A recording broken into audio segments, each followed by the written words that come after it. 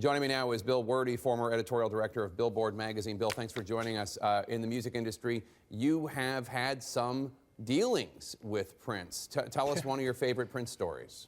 Yeah, I mean, I think my favorite Prince story, I loved how patient Prince was being there with Larry, too. I think my favorite Prince story, a lot of people will talk about, obviously, the musical genius and the intensity with which he would follow through on his passions and his belief, whether it was the music industry and some of the challenges that artists faced or whatever it might be. My favorite Prince story has a lot to do with his sense of humor, which was very, very real. At the time, Billboard relaunched in 2013, redesigned the magazine, and Prince was the cover. Prince was going to be the cover of this issue.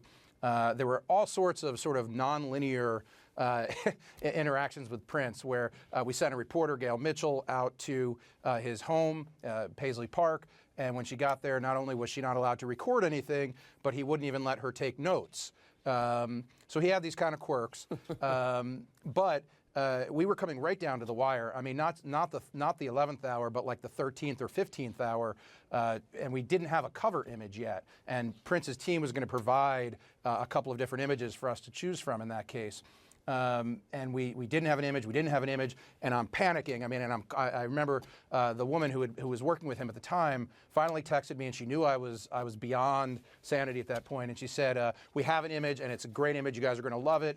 Prince personally picked this out for you." And she texted it to me, and I opened it. I couldn't wait to see this cover, and it was a picture of an old woman who had nothing to do with Prince. So, he would screw around with people, and he had a mischievous and very real sense of humor. And I think at a sad time, I'm enjoying thinking of that. Let's walk through Prince's career a little bit if we can. Obviously, we have to start with Purple Rain, his sixth album, but one of his big breakthroughs. The album with the same name as the movie reigned on top of the charts for 24 consecutive weeks. Let's take a listen. In his first motion picture.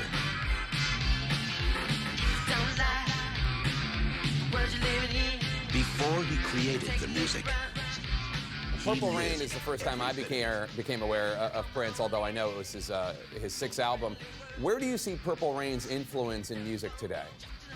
Oh, God. I mean, it's enormous. I think, first of all, people today may not fully remember how insanely competitive Prince was with Michael Jackson, with Madonna.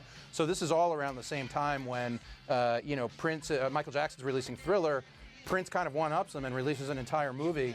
I think when you look today at every artist who wants to be not only a singer or a pop star, but they also want to be a movie star. They want to be all these different things. I think Prince is an important part of that continuum, which in fairness starts, with Elvis and even before that. But Prince is such a big part of that continuum of the pop star as just like the cultural icon. And he was this musical tour de force. He did so many things. On albums, he would sing the vocals, he would play the guitars, he would play the drums, he would play the bass. Let's take a few seconds and listen to Bat Dance.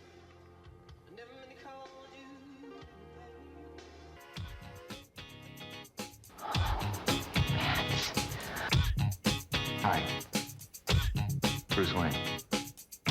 I tried to avoid all this, but I can't. I just gotta know.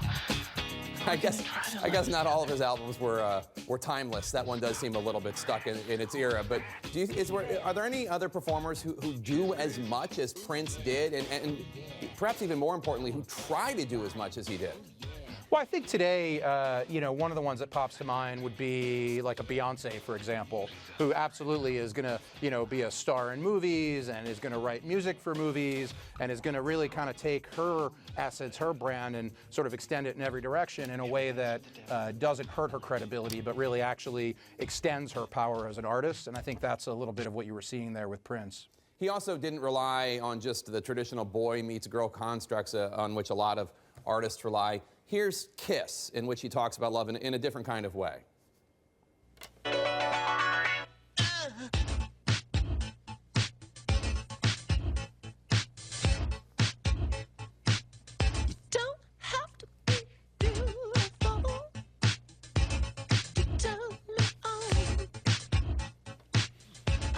Let's talk about the lyrics and how they shape what artists try to do today. Well, I mean, I just think you want to talk about timeless. I don't know that there's an artist on the charts today that wouldn't want to release this song almost exactly as it sounds right now. This is where I kind of came in and as a young boy in the pop cultural continuum, and I just remember, this is like, it just sounded so different than anything else that was on the radio.